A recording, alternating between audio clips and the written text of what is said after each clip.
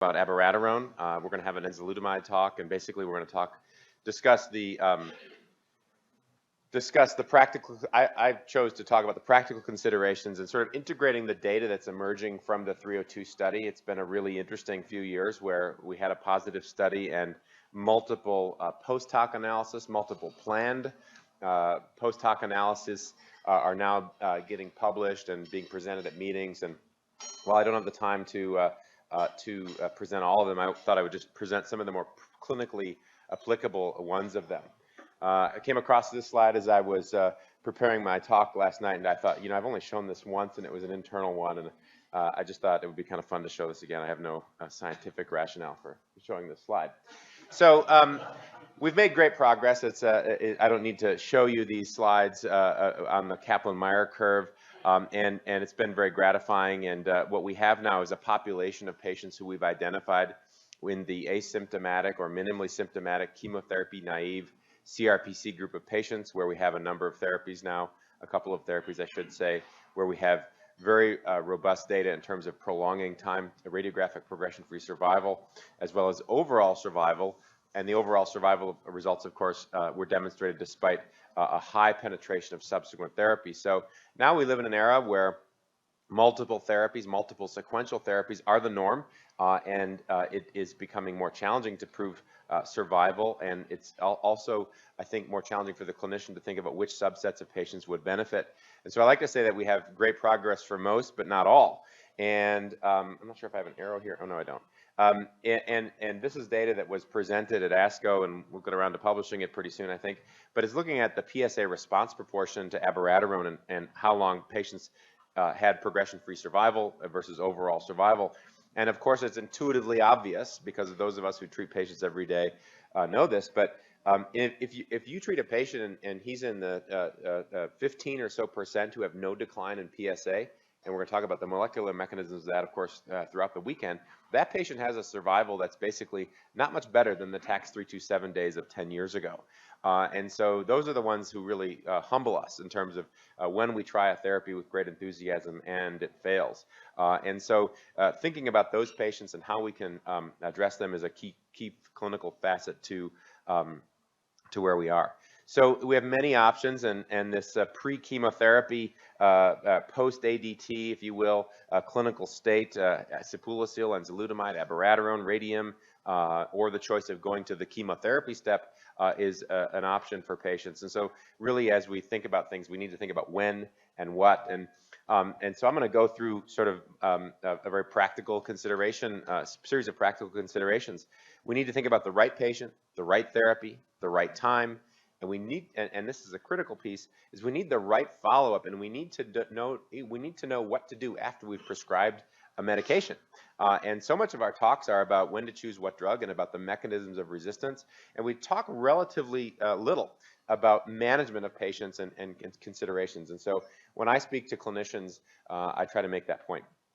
The new opportunity for treatment, again, is that in this chemotherapy naive setting, we're not only talking about patients who are in the pre-chemotherapy setting as if there is a rule that everybody has to go to receive chemotherapy, but as we were thinking about abiraterone and enzalutamide in this setting, it became obvious, and there's some publications on this, that less than half of the patients with CRPC in the United States and in the UK, and I can't speak for the rest of the world, but less than half of the patients were actually receiving docetaxel in the first place. So when we talk about using abiraterone and enzalutamide in this group of patients, we're talking about a whole new population of patients who really weren't being addressed with adequate life-prolonging or even palliating therapy. And that's really a key thing. What we don't know is whether the STAMPEDE and CHARTED data and its rapid integration into the standard of care will change sort of the overall penetration of chemotherapy, even in the CRPC setting. So in terms of thinking about the right patient, one of the key things is within the chemotherapy naive clinical state, there is a wide spectrum. As I'm sure many of us would feel, many patients who went on the 302 and even the PREVAIL study may have been very, very close to being wholly symptomatic. And maybe we're holding back on symptoms in order to get on these trials in the first place. And yet you had other people over on the far end of the other end of the spectrum with very early CRPC.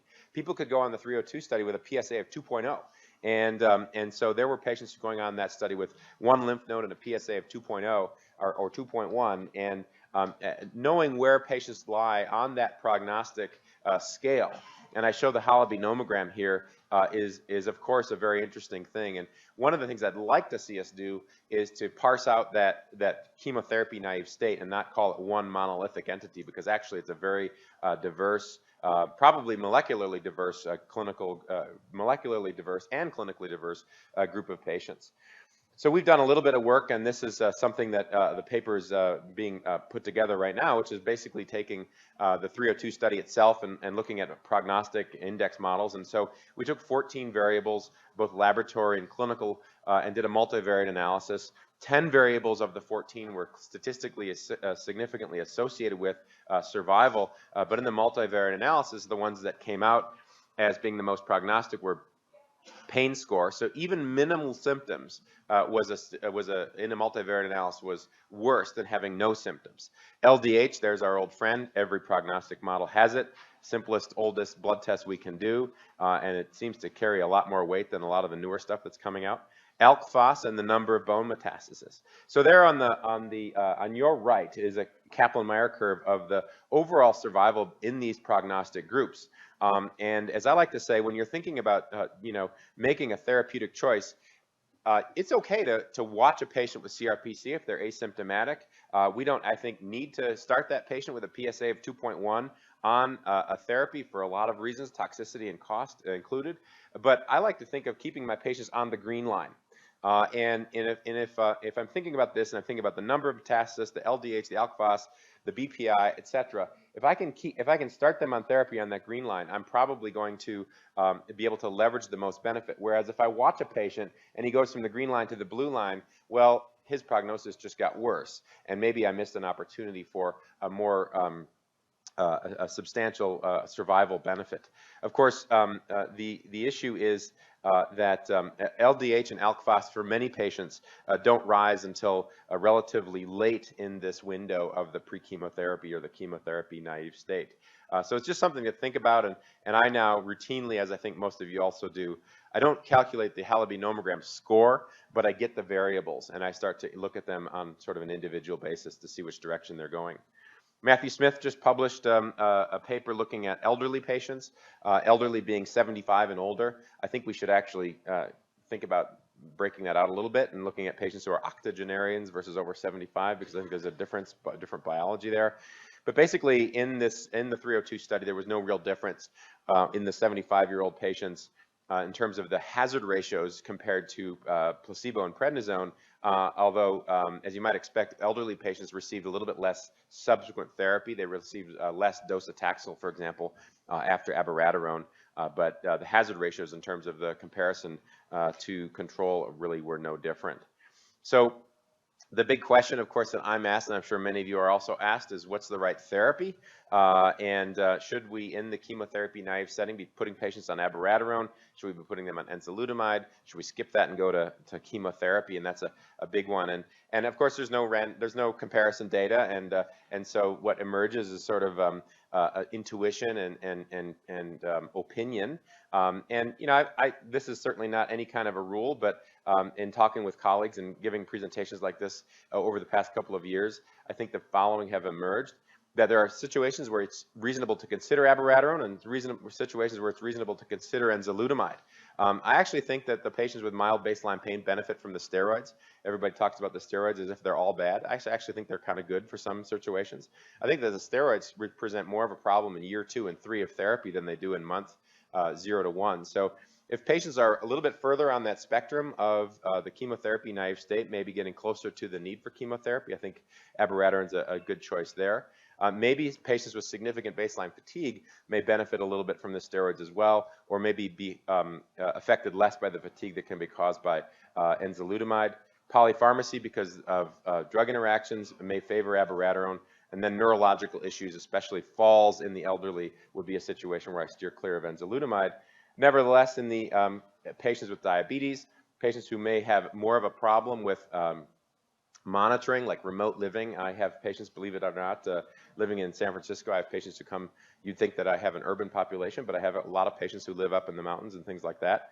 or along the coast, and it's harder for them to get to labs and things like that. So that's an issue. Renal impairment, and then anybody with baseline edema or CHF, I think maybe enzalutamide would be the more appropriate choice. Of course, I break these rules all the time, and this is certainly not backed up with science because there's no comparison data. Fred Saad has looked at another question, which is which therapy, in terms of whether bone-targeted therapy actually adds to the benefits. And this is a Kaplan-Meier curve. This paper is either in press or published, I don't remember. And it's in European Urology, and it's looking at bone-targeted therapy. Patients' time to opiate use seems to be prolonged a little bit if they receive both abiraterone with a bone-targeted therapy, being zoledronic acid or denosumab. I asked the question, performance status preservation. That might be the case. On the right panel, you see this blue line. That's patients who on 302 took abiraterone plus a bone-targeted therapy. They had a pretty significant time until or a slightly different time until their ECOG performance status declined. We all know the problems of looking at ECOG performance status and how subjective they are, but I thought that was sort of an intriguing piece of data. What about the right time? I've talked about this idea of the spectrum of the chemotherapy naive patient, and I like to talk, as I teach fellows and others, about the 3 Ps of CRPC: preserve, prevent, and prolong. This is what our patients want. They want to preserve quality of life. They want to preserve their ability to do the things they want to do. They don't want pain. They don't want complications. They don't want their performance status to decline. And above all else, and not above all else all the time, but much of the time, prolonging life is a significant consideration for them. So, the majority of abiraterone used in the U.S. right now is in the pre-chemotherapy state. As I said, most of my practice is in asymptomatic patients, and for reasons I'll show you, the typical PSA, for example, at the start of therapy in my practice is somewhere between 15 and 50. On the 302 study, the median PSA at the start was about 50, and the patients who started on the lower half of that median appear to enjoy better benefits. So what are the data on earlier versus later? Again, this is a post hoc analysis from the 302 study, but looking at, for example, just taking PSA and looking at the lower quartiles of PSA, you can see that the overall survival and the time to PSA progression, the benefits over placebo or prednisone alone were greater in this low PSA patient, especially when you look at the 4th quartile of PSA, the reference quartile, which is those who had the PSAs of greater than 100. And in those cases, the rPFS was fairly rapid. It was doubled in those who started lower. Now, obviously, this is extent of disease and all of that, but it has, I think, an argument to keep those patients, start treating those patients when they're on that green line that I showed you earlier. And again, preserving and preventing complications, this I think is a really important piece of data to get out there from the final analysis. Actually, this came from the 3rd interim analysis of the 302 study, which looked at time to opiate analgesia, time to the need for opiate analgesia. That's 10 months, and that's for the median, and there's a broad distribution of this, of course, but I think a 10-month difference, that's 10 months not requiring opiates. And when you think about 10 months of less pain, that's a pretty significant finding, I think. Actually, I had that slide in there twice, excuse me. And then finally, for the last 2 minutes, I want to talk about the right follow-up. I'm not going to go into this. You should know this all, that we need to monitor liver function and potassium for patients who are on abiraterone. And efficacy monitoring is something that was done pretty strictly on the study. And I think that in clinical practice, much of us are perhaps a little bit more liberal on this. But, this is a key thing. This is a slide I got from Howard Scher. His group put it together, and I think we've all seen these patients, though. This is a patient who had a PSA that was like 7, started abiraterone, had a great response, and then his PSA drifted upwards for 3.5 years. And he did fine, no symptoms, and then finally at month 43 had a bone metastasis that developed symptoms, had palliative radiation to that bone metastasis, and then PSA dropped back down to 0. So that tells us a couple of really interesting biological things. It tells us that the disease may progress slowly in the context of an effective therapy. It tells us that PSA progression will precede by a long shot symptomatic progression. And it tells us that, for example, in this case, you had an isolated rogue metastatic lesion that caused the symptoms and that was reasonable to treat. But one of the key mistakes I think is being made is patients who are, or clinicians rather, who are cycling patients through drugs very rapidly just because of minor blips up in PSA, and I really discourage that from happening. Skip over that slide in terms of the time. And actually, getting to this other issue is, as Ethan Bosch has published, the patient-reported outcomes of the 302 study were highly favorable in terms of abiraterone over prednisone. Just in terms of summarizing the on-treatment management, I've talked about this issue of primary resistance. There's some trials that are looking into this, and we have great talks today on the molecular mechanisms of primary resistance.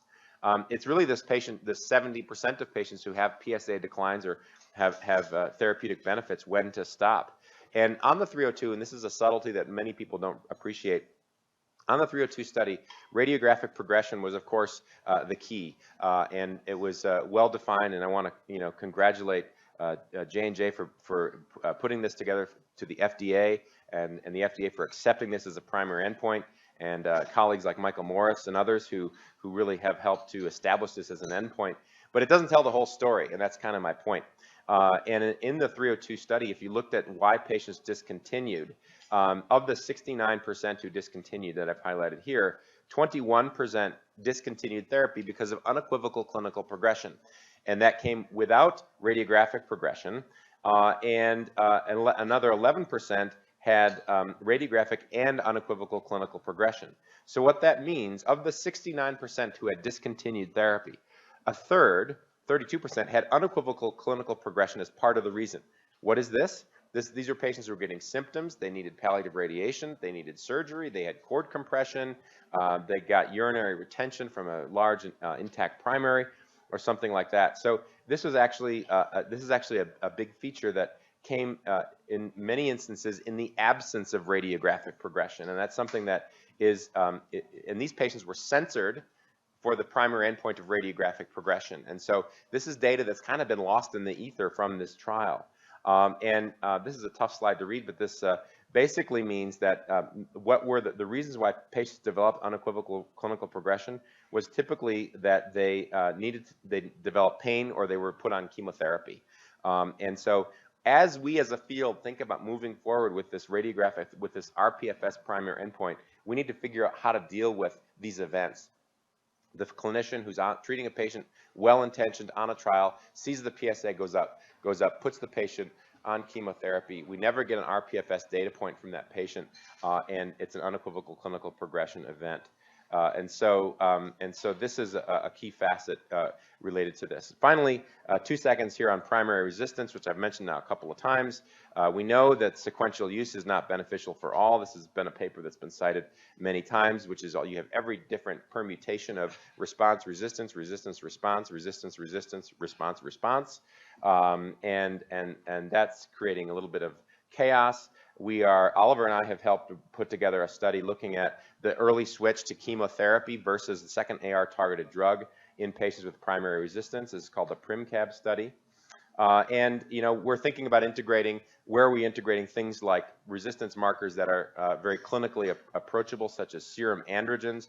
We've published data from the Abiraterone studies showing that low androgen levels may be associated with worse survival, whether that's simply because we're creating a more resistant tumor microenvironment by allowing the tumors to grow in an androgen null milieu or not, we don't know, or whether it's simply that higher androgens mean the drugs are more likely to be effective because that's their mechanism of action.